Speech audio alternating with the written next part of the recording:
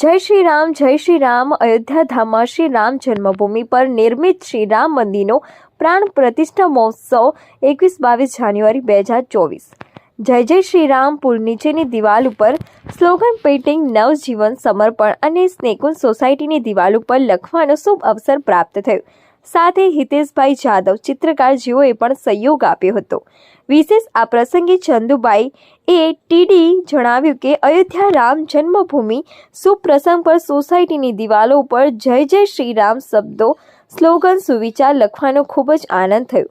વિશેષ આ પ્રસંગે શ્રી પ્રવીણભાઈ માળી ધારાસભ્ય શ્રી ડીસા તેમજ શ્રી શૈલેષભાઈ રાયગોર ઉપપ્રમુખ શ્રી ડીસા નગરપાલિકા સુંદર ધાર્મિક રચનાત્મક કાર્ય કરવા બદલ શુભેચ્છા પાઠવી હતી।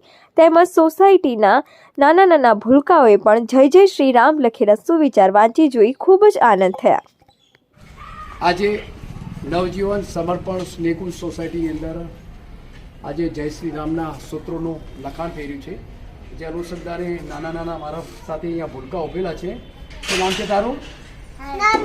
તારું નામ? તારું નામ? તારું નામ?